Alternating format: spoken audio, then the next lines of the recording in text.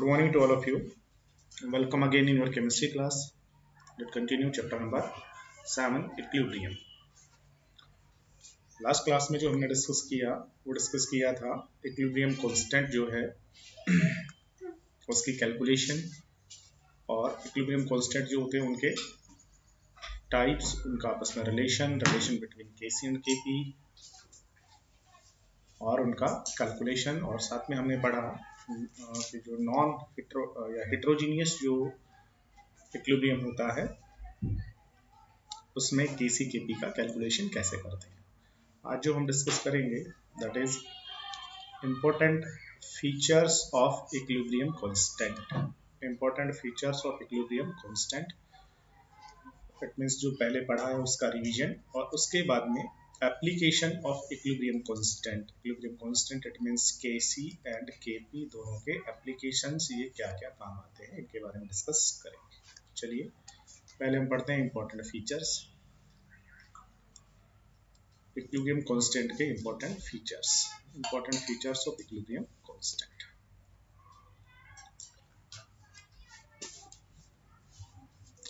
सबसे पहला जो इक्विलिब्रियम कांस्टेंट होता है ये एप्लीकेबल कब होता है। इक्विलिब्रियम तो आपको पता है, इक्विलिब्रियम तो होता है कि रिएक्टेंट जब प्रोडक्ट में कन्वर्ट हो, प्रोडक्ट जब रिएक्टेंट में कन्वर्ट हो दैट इज रिवर्सिबल प्रोसेस, और जब दोनों का रेट इक्वल हो जाता है that is equilibrium.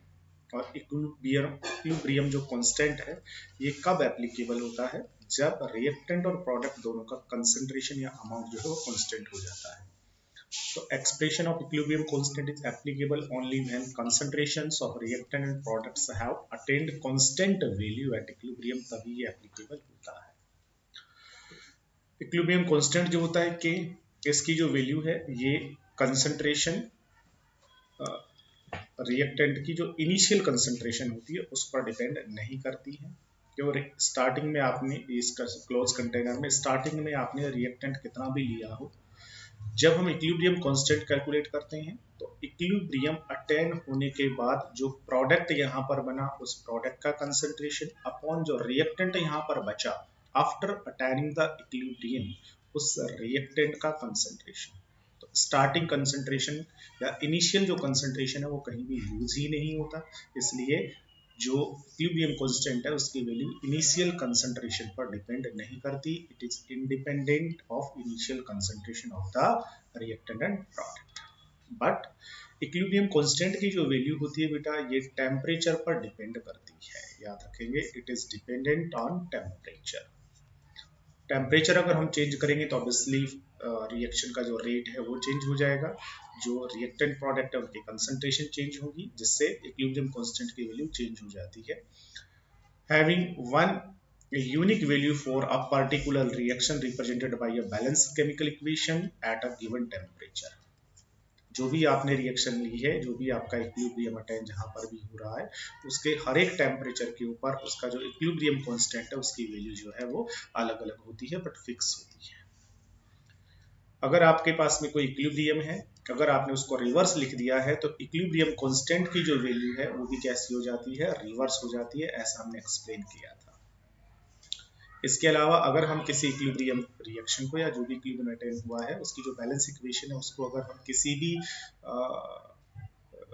Constant value से मल्टीप्लाई कर दें, चाहे आप उसे 1/2 से मल्टीप्लाई कीजिए, चाहे 3 से, चाहे 2 से मल्टीप्लाई कीजिए, तो जो नया इक्विलिब्रियम कांस्टेंट आता था वो पुराना जो कांस्टेंट होता था उसकी पावर के इक्वल हो जाता था।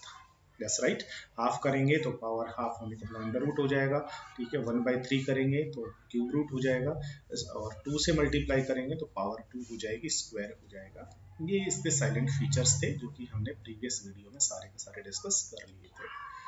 अब जो हम डिस्कस करने वाले हैं वो पढ़ेंगे application of equilibrium constant. Equilibrium जो कांस्टेंट होते हैं उन इक्विलिब्रियम कांस्टेंट के क्या क्या एप्लीकेशंस होते हैं, that is very important point. Applications of equilibrium constant it means application of Kc and Kp। क्या क्या इसके इक्विलिब्रियम है देखिएगा। सबसे पहला जो इसका एप्लीकेशन है नंबर 1 दैट इज प्रेडिक्ट कर लेंगे। क्या प्रेडिक्ट कर लेंगे, एक्सटेंट ऑफ अ रिएक्शन। एक रिएक्शन का अमाउंट या एक रिएक्शन का एक्सटेंट जो है उसको हम प्रेडिक्ट कर सकते हैं इसके बेसिस पर अगर आपको Kc या Kp की वैल्यू पता हो तो उसके बेसिस पर आप किसी भी इक्विलिब्रियम का एक्सटेंट बता सकते हो कि इक्विलिब्रियम अटेंड हुआ है या नहीं हुआ। दूसरी चीज आप ये बता सकते हो कि इक्विलिब्रियम कांस्टेंट की वैल्यू अगर आपको नोन है तो आप बता सकते हो कि प्रोडक्ट का अमाउंट लगभग कितना होगा, रिएक्टेंट का अमाउंट लगभग कितना होगा। सेकंड एप्लीकेशन है कि अगर आपको इक्विलिब्रियम कांस्टेंट, अगर मैं आपको Kc की वैल्यू बता दूं तो आप इक्विलिब्रियम का डायरेक्शन बता सकते हो, डायरेक्शन ऑफ रिएक्शन बता सकते हो। अब Kc की वैल्यू देख करके आप इक्विलिब्रियम का डायरेक्शन बता सकते हो कि इस समय रिएक्शन फॉरवर्ड डायरेक्शन में हो रही होगी या बैकवर्ड डायरेक्शन में हो रही होगी। और तीसरा, दैट इज सबसे इंपॉर्टेंट पॉइंट है, तीसरा दैट इज सबसे इंपॉर्टेंट एप्लीकेशन है कि आपने कंटेनर लिया, उस कंटेनर में आपने रिएक्टेंट डाल दिया है। रिएक्टेंट के मान लीजिए आपने पहले 100 मोल्स पर लीटर डाले। जब ये रिएक्टेंट प्रोडक्ट में कन्वर्ट होगा, प्रोडक्ट बनेगा, बनता रहेगा। रिएक्टेंट धीरे धीरे कम होता जाएगा, होता जाएगा, प्रोडक्ट बढ़ता जाएगा। जब इक्विलिब्रियम बैकवर्ड रिएक्शन स्टार्ट हो जाएगी, इक्विलिब्रियम अटेन होने के बाद रिएक्टेंट का अमाउंट कितना होगा, 100 तो ऑब्वियसली होगा नहीं, हमने तो स्टार्टिंग में 100 डाला है। तो after attaining the equilibrium what is the concentration of reactant, और इक्विलिब्रियम अटेन होने के बाद ये जो प्रोडक्ट है इसका कंसंट्रेशन क्या होगा, ये भी हम कैलकुलेट कर सकते हैं अगर हमें क्या पता हो, इक्विलिब्रियम कांस्टेंट पता हो तो हम क्या कैलकुलेट कर सकते हैं, इक्विलिब्रियम अटेन होने के बाद कंसंट्रेशंस, किसकी कंसंट्रेशन, रिएक्टेंट एंड प्रोडक्ट दोनों की कंसंट्रेशंस को कैलकुलेट कर सकते हैं। बारी बारी से वन बाई वन डिस्कस करते हैं। सबसे पहला हमें डिस्कस करना है predict the extent of reaction, reaction का एक्सटेंट, रिएक्शन का अमाउंट आपको बताना है। देखिएगा, द मैग्नीट्यूड ऑफ Kc और Kp is directly proportional to the concentration of product. Kc और Kp जो होता है वो सीधा सीधा सब प्रोपोर्शनल किसके होता है, प्रोडक्ट की कंसंट्रेशन के। इट मींस प्रोडक्ट अगर बहुत ज्यादा बना है तो ऑब्वियसली Kc Kp की वैल्यू ज्यादा होगी, और Kc Kp जो होता है ये इनवर्सली प्रोपोर्शनल होता है रिएक्टेंट के। इट मींस रिएक्टेंट अगर बहुत ज्यादा है तो फिर आपकी Kc Kp की वैल्यू कम होगी, या मैं कह दूं Kp Kc अगर बहुत ज्यादा है इट मींस रिएक्टेंट बहुत कम है। Kp Kc ज्यादा है इट मींस प्रोडक्ट बहुत ज्यादा है। इट मींस Kp Kc की वैल्यू अगर हाई हो तो रिएक्टेंट कम होगा, प्रोडक्ट बहुत ज्यादा होगा। प्रोडक्ट बहुत ज्यादा होगा इसका मतलब है reaction near to the completion, that's right. और अगर Kp Kc की वैल्यू कम है तो Kp Kc की वैल्यू कम होने का मतलब सीधा सा क्या हुआ, lower value of Kp Kc, it means product is present in least amount, बहुत कम प्रोडक्ट प्रेजेंट है, but reactant present in very large amount. Reactant बहुत ज्यादा है, प्रोडक्ट बहुत कम है, इसका मतलब है रिएक्टेंट को अभी प्रोडक्ट में कन्वर्ट होना है, रिएक्शन अभी स्टार्ट ही हुई है, ठीक है। और अगर दोनों Kp Kc की वैल्यू मिड में हो, बीच में हो, neither much more and nor most less, बहुत कम अगर नहीं है, इंटरमीडिएट है, तो इसका मतलब है प्रोडक्ट और रिएक्टेंट दोनों का अमाउंट लगभग इक्वल है, मींस लगभग इक्विलिब्रियम की सी स्टेट यहाँ पर होगी। इस तरीके से हम एक्सटेंट ऑफ रिएक्शन बता सकते हैं। This implies that a high value of K, it means either Kp or Kc, is suggestive of a high concentration of product, ठीक है, एंड वाइस वर्सा। ये सब बातें मैंने आपको समझा दी है। Kp Kc ज्यादा है इसका मतलब प्रोडक्ट ज्यादा है, रिएक्टेंट कम है। अब देखिएगा किस तरीके से हम रिएक्शन जो है हमारी उसका एक्सटेंट प्रिडिक्ट कर सकते हैं। देखिएगा, predicting the extent of reaction, scientist क्या कहते हैं, वो कहते हैं कि अगर आपका जो इक्विलिब्रियम कांस्टेंट है Kp Kc, उसकी वैल्यू अगर 10 की पावर 3 से ज्यादा हो, इसका मतलब है कि इसकी वैल्यू Kc की वैल्यू काफी ज्यादा है, और काफी ज्यादा इसका मतलब प्रोडक्ट बहुत ज्यादा है, प्रोडक्ट डोमिनेंट है, प्रीडोमिनेंट है ओवर रिएक्टेंट। और Kc की वैल्यू जो है Kp Kc की वैल्यू अगर इट मींस बहुत ज्यादा है, ठीक है ना, तो the reaction proceed nearly to completion, क्योंकि प्रोडक्ट बहुत ज्यादा है, रिएक्टेंट बहुत थोड़ा सा है, इसका मतलब रिएक्शन नियरली कंप्लीटेशन है, दैट्स राइट। दूसरा, अगर Kc की वैल्यू कम हो, 10 की पावर -3 से भी कम हो, इट मींस बहुत थोड़ी सी वैल्यू है, बहुत थोड़ी सी वैल्यू, इसका मतलब रिएक्टेंट प्रीडोमिनेंट है, रिएक्टेंट जो है वो आपका बहुत ज्यादा है प्रोडक्ट से, तो रिएक्टेंट बहुत ज्यादा है, इसका मतलब Kc की वैल्यू बहुत कम है, इसका मतलब है कि जो रिएक्शन है अभी वो रेयरली है, इट मींस रिएक्शन अभी स्टार्ट ही हुई है, फॉर एग्जाम्पल जैसे यहाँ देख लीजिएगा, इस एग्जाम्पल को अगर आप कंसीडर करें कि H2 प्लस में Cl2 is equal to 2HCl, 300 kelvin temperature पर Kc की जो वैल्यू है 4 × 10⁵ ऐसा लिख सकता हूँ। तो Kc की वैल्यू काफी ज्यादा है, इससे ज्यादा इसका मतलब reaction near to be completion है। और इस रिएक्शन में देखिएगा N2 plus O2 is equal to 2NO, यहाँ 298 केल्विन पर Kc की वैल्यू देखिएगा बहुत कम है, 10⁻³ से कम है। इट मीन्स रिएक्शन अभी स्टार्ट ही हुई है। और Kc की जो वैल्यू अगर इन दोनों रेंज के बीच में हो, -10⁻³ टू 10⁻³ के बीच में हो, इसका मतलब appreciable concentration of both reactant and product, दोनों की एप्रिशिएबल अमाउंट वहां पर प्रेजेंट है।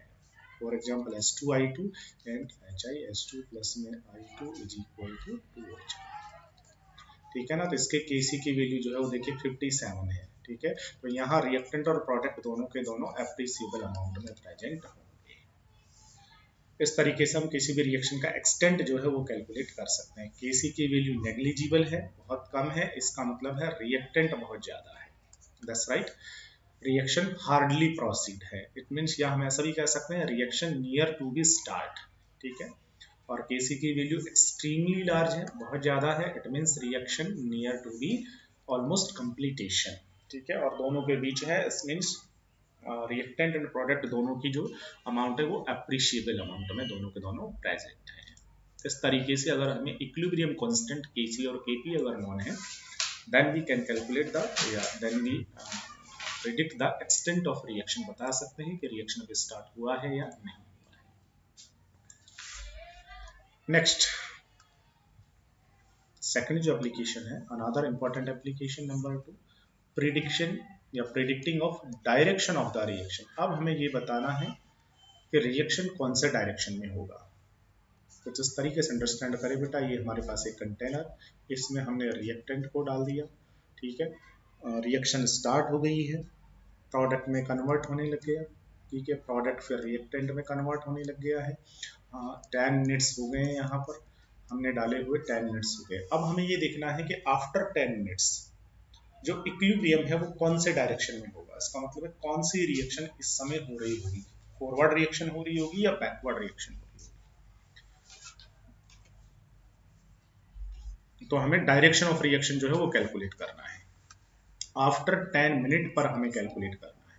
तो कैसे कैलकुलेट करेंगे, तो साइंटिस्ट क्या कहते हैं, वो कहते हैं भाई स्टार्टिंग में आपने डाल दिया रिएक्टेंट, वो प्रोडक्ट में कन्वर्ट होगा, प्रोडक्ट रिएक्टेंट में कन्वर्ट हो रहा होगा। 10 मिनट के बाद आपको चेक करना है, तो आप क्या करेंगे, 10 मिनट के बाद में यहाँ जो रिएक्टेंट है उसका कंसंट्रेशन नोट कर लीजिए, मान लीजिए X या YZ जो भी, प्रोडक्ट जो है उसका कंसंट्रेशन नोट कर लीजिए, और 10 मिनट के ऊपर इस रिएक्शन का रिएक्शन क्वोशेंट नोट कर लीजिए, क्योंकि इक्विलिब्रियम तो अभी अटेन हुआ नहीं, इक्विलिब्रियम पर तो दोनों का रेट बराबर हो जाएगा फिर।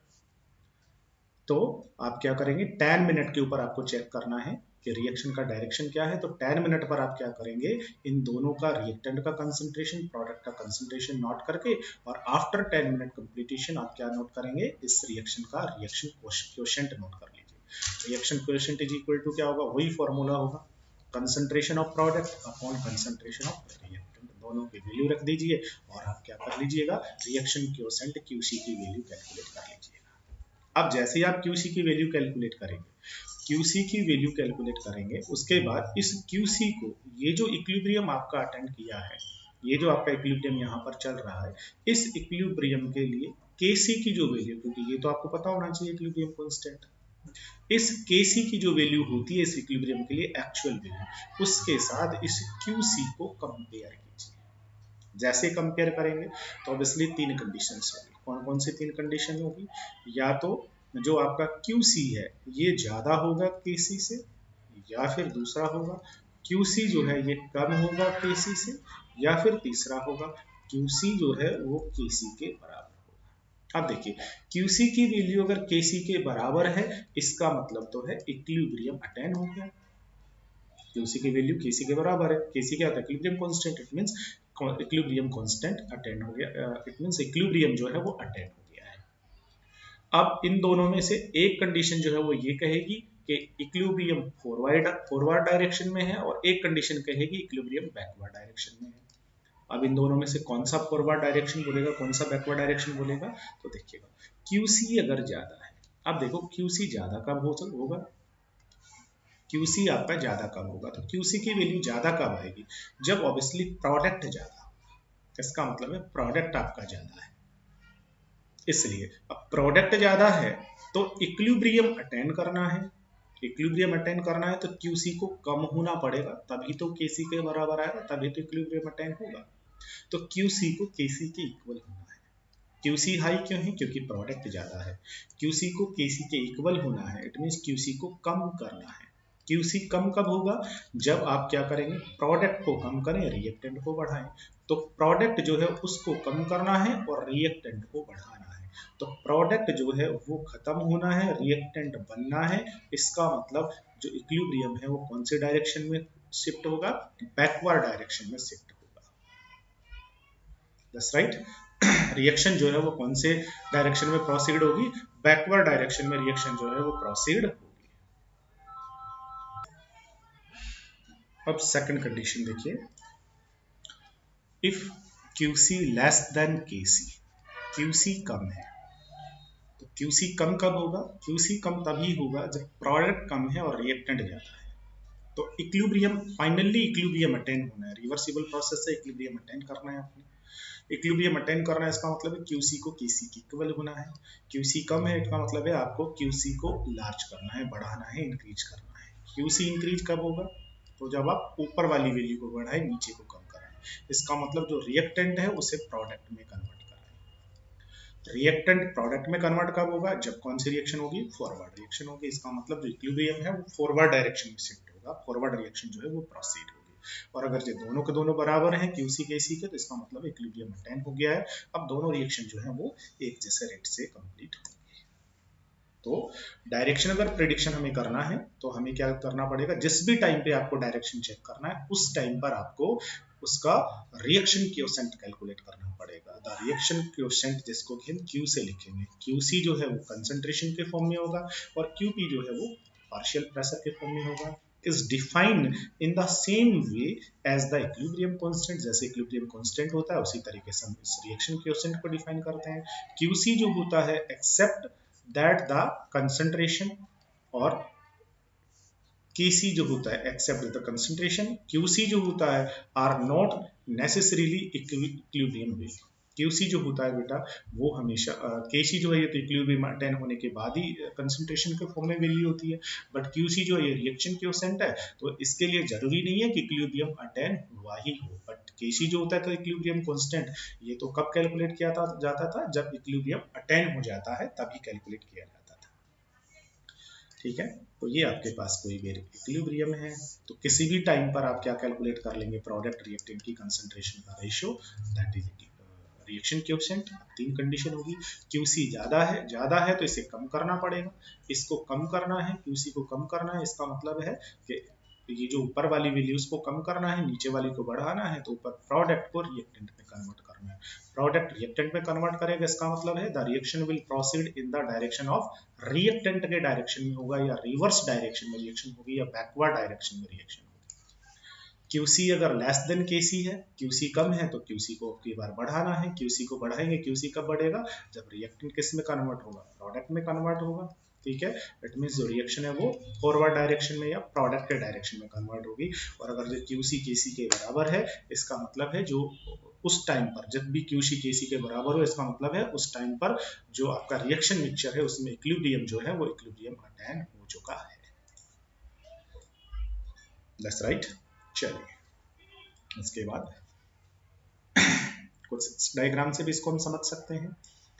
डायरेक्शन का प्रेडिक्शन इस डायग्राम से भी एक्सप्लेन किया जा सकता है। बेटा क्या कहता है ये, देखिए,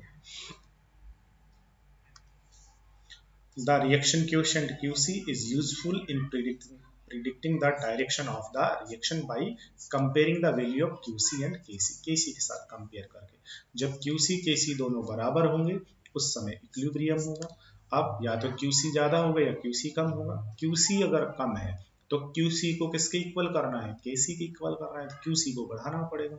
QC बढ़ेगा कब, जब प्रोडक्ट बढ़ेगा तो रिएक्टेंट प्रोडक्ट की तरफ आपको जाना पड़ेगा, कन्वर्ट करना पड़ेगा, ठीक है।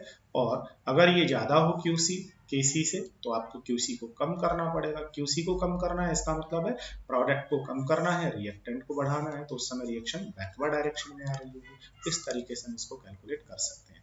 QC less than KC it means net reaction goes from left to right, forward direction में होगी।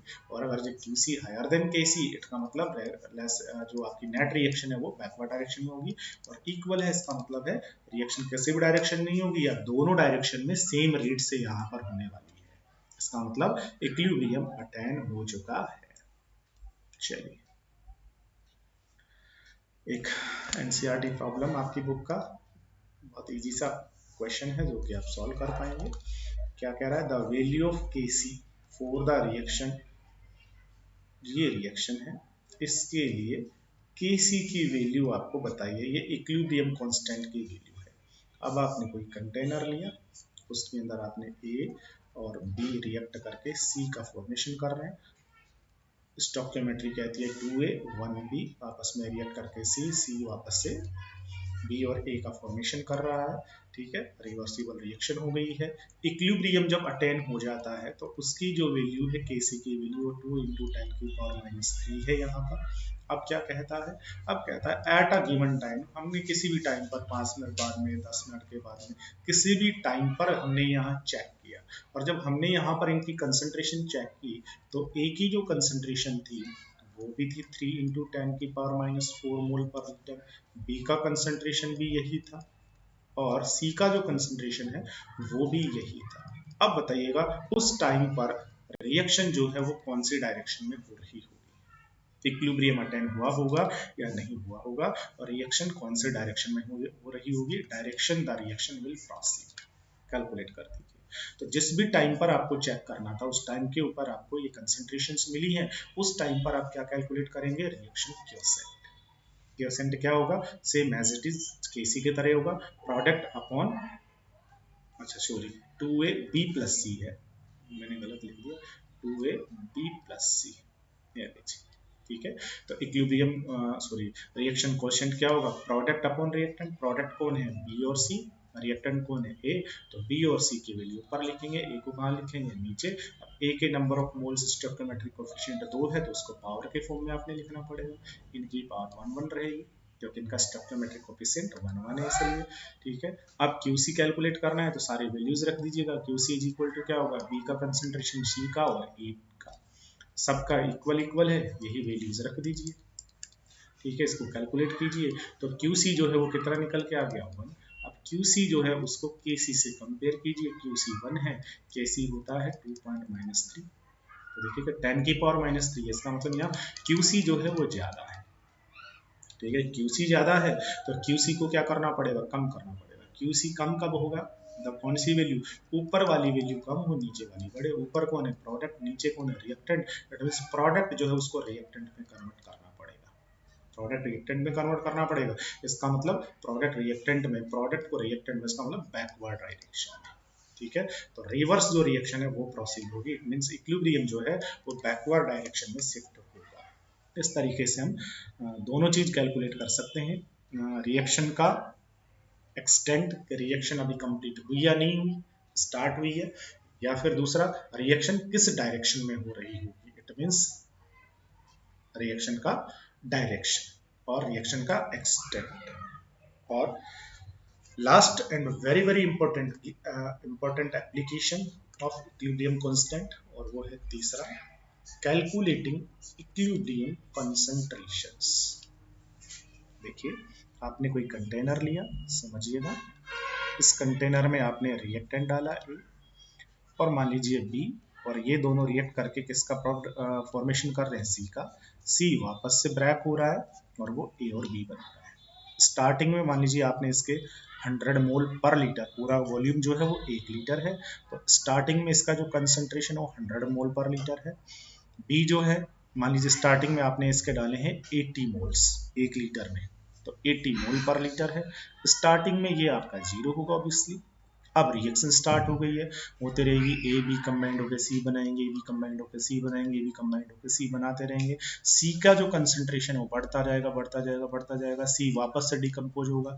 जब इन दोनों रिएक्शन का रेट इक्वल हो जाएगा तो उस समय क्या ए के 100 मोल ही 1 लीटर में प्रेजेंट रहेंगे? नहीं, ये तो 100 से कुछ ना कुछ कम मिलेगा। क्या बी के 80 मोल ही प्रेजेंट होंगे? नहीं, 80 से ये कुछ ना कुछ कम यहाँ पर रहेगा। क्या सी के यहाँ 0 मोल ही प्रेजेंट होंगे? नहीं, ये 0 से कुछ ना कुछ क्या मिलेगा, ज्यादा ही यहाँ पर रहने वाला है। तो जब इक्विलिब्रियम अटेन हो चुका है तो उस समय यहाँ ए बी सी कितने होंगे, ए का कंसंट्रेशन, बी का कंसंट्रेशन, सी का जो कंसंट्रेशन है वो कितना होगा, ये भी हम इक्विलिब्रियम कांस्टेंट की हेल्प से कैलकुलेट कर सकते हैं। ठीक है, तो इसके बेस्ड बहुत डिफिकल्ट टाइप के न्यूमेरिकल्स होंगे। कैसे कैलकुलेट करना है, तो सबसे पहले आपको क्या करना है, जो भी इक्विलिब्रियम है ना उसकी बैलेंस्ड इक्वेशन लिखना है, ये नेसेसरी कंडीशन है। ठीक है, बैलेंस इक्वेशन लिखने के बाद आपको एक टेबल बना लेनी है, यहाँ पर इस तरीके से टेबल बना लेनी है, table that list for each substance involving in the reaction. हर एक सबस्टेंस के लिए एक टेबल बना लेंगे। उस टेबल में सबसे पहले आपको इसकी लिखनी है इनिशियल कंसंट्रेशन, शुरू में आपने कितना डाला। अब ये तो आपको नॉन होना चाहिए कि स्टार्टिंग में आपने ये कितने डाले हैं। इनिशियल कंसंट्रेशन लेने के बाद में फिर आपको ये पता लगाना है कि इक्विलिब्रियम जब अटेन हुआ तो वो इनिशियल कंसंट्रेशन से कितना डिकम्पोज हो गया है या उसकी कंसंट्रेशन में कितना चेंज आया। जैसे इनिशियल हमने इसका 100 मोल पर लीटर कंसंट्रेशन माना है, तो इक्विलिब्रियम जब अटेन हुआ तो 100 में से कुछ कम हो गया, जैसे हमने x मान लिया। तो इक्विलिब्रियम अटेन होने पर उसकी जो कंसंट्रेशन बची होगी वो कितनी बची होगी, ऑब्वियसली 100 माइनस x बची होगी।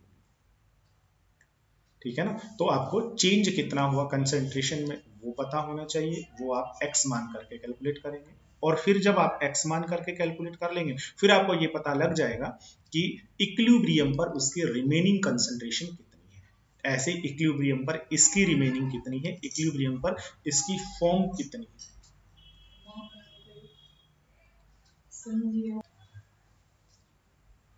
कंसंट्रेशंस कितनी है, ये हम कैलकुलेट कर लेंगे।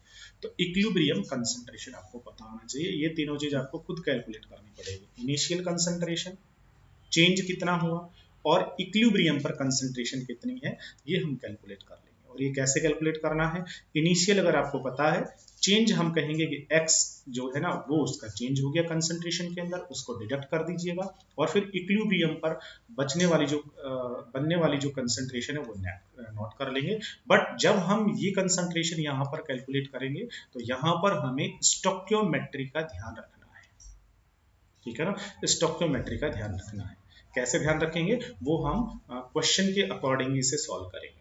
उसके बाद ये जो वैल्यूज हैं, इन वैल्यूज को हम क्या करेंगे, इक्विलिब्रियम कांस्टेंट के उसके अंदर रख देंगे, और रखने के बाद यहाँ से x का कैलकुलेशन हो जाएगा। जब आपको यहाँ से x पता लग जाए तो उसको आप इनिशियल कंसंट्रेशन से डिडक्ट कर देंगे, और डिडक्ट करने के बाद में आप यहाँ से इक्विलिब्रियम कांस्टेंट की जो भी उसकी कंसंट्रेशन है एट इक्विलिब्रियम पर, वो हम क्या कर लेंगे, कैलकुलेट कर लेंगे। अब ये जितना भी हमने डिस्कस किया है इसको एक न्यूमेरिकली एक एग्जांपल के द्वारा हम समझते हैं। बेटा देखिए, इसको अंडरस्टैंड करते हैं क्या कह रहा है। क्वेश्चन जो है वो आपको कह रहा है कि 3 mole of PCl5 kept in 1 liter closed reaction vessel was allowed to attain equilibrium। Attain हो गया। अब कैलकुलेट कर दीजिएगा composition of mixture at equilibrium. Equilibrium पर जो मिक्सचर है उसका कंपोजिशन बता दीजिएगा, रिएक्टेंट कितना, प्रोडक्ट कितना, उसका जो इक्विलिब्रियम कांस्टेंट है उसकी वैल्यू आपको बताई गई है। तो ये आपने कंटेनर लिया है, इस कंटेनर का वॉल्यूम जो है वो 1 लीटर है, 1 लीटर। ठीक है, अब इस 1 लीटर के वॉल्यूम में आपने क्या किया है, PCl5 को रखा है, दैट इज PCl5। और कितना PCl5 आपने डाला है, 3 मोल। तो जो इनिशियल कंसंट्रेशन है वो 3 मोल है। अब इसका डिकम्पोजिशन होगा, तो ये तुम्हें याद रखना है, जब इसका डिकम्पोजिशन होता है तो एक तो PCl3 बनता है, दूसरा Cl2 बनता है। ठीक है, इनिशियल या स्टार्टिंग में, स्टार्ट जब ये रिएक्शन होती है तो इनिशियल जो कंसंट्रेशन है वो 3 मोल है 1 लीटर में। इनिशियल कंसंट्रेशन जो है वो है 3 मोल पर लीटर। अब आपने इसको अलाउ कर दिया, डिकम्पोज होने लग गया, ये दोनों बने होंगे। अच्छा इनिशियली देखो ये कितना होगा, ये बिल्कुल नहीं होगा, जीरो, ये भी जीरो होगा कंटेनर में। अब जैसे जैसे ये डिकम्पोज होगा ये दोनों इंक्रीज होते रहेंगे, फिर ये दोनों आपस में कंबाइंड होकर वापस ये बना देंगे और धीरे धीरे बैकवर्ड रिएक्शन स्टार्ट हो जाएगी, इक्विलिब्रियम अटेन हो जाएगा। अब जब इक्विलिब्रियम अटेन होगा तो मुझे बताइए क्या PCl5 3 मोल ही रहेगा? नहीं रहेगा, 3 में से कुछ ना कुछ इन दोनों में कन्वर्ट हो गया। अब इनका जो स्टोक्योमेट्रिक रिलेशनशिप है ना, वो आपको याद रहना चाहिए। क्या है स्टोक्योमेट्रिक रिलेशनशिप बेटा? कि PCl5 का जब 1 मोल डिकम्पोज होता है तो PCl3 का 1 मोल ही बनता है और Cl2 का भी 1 मोल ही बनता है। ये देखिएगा 1 1 है इनका स्टोक्योमेट्रिक रिलेशन। तो जब स्टार्टिंग में हमने इसके 3 मोल्स लिए तो स्टार्टिंग में वो दोनों के 0 0 मोल्स थे। तो जब इक्विलिब्रियम अटेन हुआ, एट इक्विलिब्रियम जब अटेन हुआ तो ये 3 मोल में से कुछ ना कुछ डिकम्पोज हो गया होगा, दोनों में कन्वर्ट हो गया होगा। कितना? तो हम ऐसा मान लें कि एक्स मोल जो है ना वो डिकम्पोज हो गया, एक्स मोल पर लीटर इसमें से डिकम्पोज हो गया। तो इक्विलिब्रियम अटेन होने के बाद जो PCl5 है वो कितना बचा होगा? तो एट इक्विलिब्रियम पर इसकी जो कंसंट्रेशन जो है वो आ जाएगी 3 मोल में से x मोल पर लीटर डिडक्ट कर दिया, ये कंसंट्रेशन होगी एट इक्विलिब्रियम। अब देखिएगा जब इसका 1 मोल डिकम्पोज होता है तो दोनों के 1 1 बनते हैं। अगर इसका 2 मोल डिकम्पोज होगा तो 2 2 बनेगा, और इसका अगर x मोल डिकम्पोज हुआ हो तो दोनों के x x बनेंगे। इक्विलिब्रियम जब अटेन हुआ तो 3 में से x मोल डिकम्पोज हो गया तो इसका कितना मोल बना होगा इक्विलिब्रियम पर? x मोल पर लीटर, और इसका भी कितना रहा होगा? ऑब्वियसली x मोल पर लीटर ही ये रहा होगा। बस राइट। अब ये आपके पास में कंसंट्रेशन आ गई है, कब आ गई है? At equilibrium. इक्विलिब्रियम अटेन होने पर कंसंट्रेशन आपके पास में आ गई है। अब यहां से हम क्या कैलकुलेट कर लेंगे? इक्विलिब्रियम कांस्टेंट कैलकुलेट कर लेंगे। इक्विलिब्रियम कांस्टेंट Kc बोलेगा क्या होता है? Kc is equal to active mass of PCl3 और active mass of Cl2 upon क्या होगा? अपॉन में क्या हो जाएगा? PCl5 का कंसंट्रेशन। कब कंसंट्रेशन है ये? After attending the equilibrium. तो अब इनकी वैल्यू रख दीजिएगा। Kc is equal to PCl3 की वैल्यू कितनी है, कितनी कंसंट्रेशन है after attending the equilibrium? Equilibrium attend होने के बाद या इक्विलिब्रियम पर इसकी जो कंसंट्रेशन है वो है x मोल पर लीटर। इसकी कंसंट्रेशन Cl2 की भी x मोल पर लीटर। PCl5 की कितनी है? 3 माइनस एक्स मोल पर लीटर। इसे सॉल्व कर लेंगे हम, ये एक्स स्क्वायर हो जाएगा। तो Kc is equal to x square upon 3 minus x. Kc की वैल्यू आपको नॉन है, कितना है Kc की वैल्यू? 1.8। तो यहाँ पे हम 1.8 is equal to x square upon 3 minus x, इसे सॉल्व कर लेंगे, क्रॉस मल्टीप्लाई कर लीजिएगा, क्या आ जाएगा? X square is equal to 1.8 को मल्टीप्लाई करना है 3 माइनस एक्स से, तो x square is equal to ये कितना आ जाएगा? 5.4 माइनस 1.8x, इसे सॉल्व कर देंगे हम। तो इक्वेशन हमारे पास क्या आ गई है? हमारे पास यहाँ से इक्वेशन आ गई है। अब इसको सॉल्व कर लीजिएगा, इन दोनों को उठा के इधर ले आए तो इक्वेशन आ जाएगी एक्स स्क्वायर, इन दोनों को इधर लाएंगे तो ये माइनस का पॉजिटिव हो जाएगा, पॉजिटिव में 1.8x हो जाएगा और पॉजिटिव वाला नेगेटिव में हो गया 5.4 इज इक्वल टू 0। ये लीजिए, इसको सॉल्व करके हम किसकी वैल्यू कैलकुलेट कर लेंगे? एक्स की वैल्यू कैलकुलेट कर लेंगे। कैसे सॉल्व करना है तो आपको पता है, दो मेथड्स होते हैं, बट इसमें जो इजी मेथड है वो है ये वाला। कौन सा है ये? श्रीधर आचार्य फॉर्मूला, जो कि आपने 10th क्लास में कहीं पढ़ा होगा। इस फॉर्मूले से हम कैलकुलेट कर लेंगे। यहाँ पर आपको बस एक चीज याद रखनी, देखिएगा क्या है यहाँ पे? बी, बी, ए और सी। ए, तो ए बी सी आपको याद रखना है। यहाँ ए बी सी क्या होता है? यहाँ देखिएगा, ये जो एक्स स्क्वायर है इसके साथ जो वैल्यू लिखी होती है, तो यहाँ क्या लिखा है? इसके साथ में 1 है, तो ये जो वैल्यू होती है ये आपकी ए होती है। एक्स के साथ जो वैल्यू होती है इसको हम क्या मानते हैं? बी, और ये लास्ट वाली जो वैल्यू ये क्या होती है? सी। बस ए बी सी ये वैल्यूज यहाँ पे रख दीजिएगा। बी, बी कितना है? बी यहाँ से 1.8 है, तो 1.8 x is equal to x की वैल्यू सॉल्व करेंगे तो 1.8 माइनस में 1.8 प्लस माइनस जो भी आपका आएगा बी स्क्वायर, बी क्या है? 1.8, 1.8 का स्क्वायर करेंगे, माइनस क्या करना है? 4ac, माइनस में 4, ए और सी, ए कौन है यहाँ से? 1 और सी कौन है? 5.4, माइनस में 4ac मल्टीप्लाई कर देंगे और पूरा जो है इसको किससे डिवाइड कर देंगे 2a से। तो पूरा का पूरी जो वैल्यू है उसको डिवाइड कर देंगे, किससे डिवाइड कर देंगे 2 इंटू ए कितना है 1, तो मल्टीप्लाई बाय 1 कोई फर्क नहीं पड़ेगा। इसको सॉल्व करेंगे, सॉल्व करने के बाद x की पॉसिबल वैल्यू आ जाएंगे, एक पॉजिटिव एक नेगेटिव, उसमें से हम क्या करेंगे इसकी पॉजिटिव वैल्यू है उसको हम रख लेंगे। तो x की जो वैल्यू है वो आ गई हमारे पास 1.59, ये आ गया है मोल पर लीटर। अब यहां से देखिएगा, आपने PCl5 का जो स्टार्टिंग में इस कंटेनर में डाला था वो 3 मोल्स डाले थे।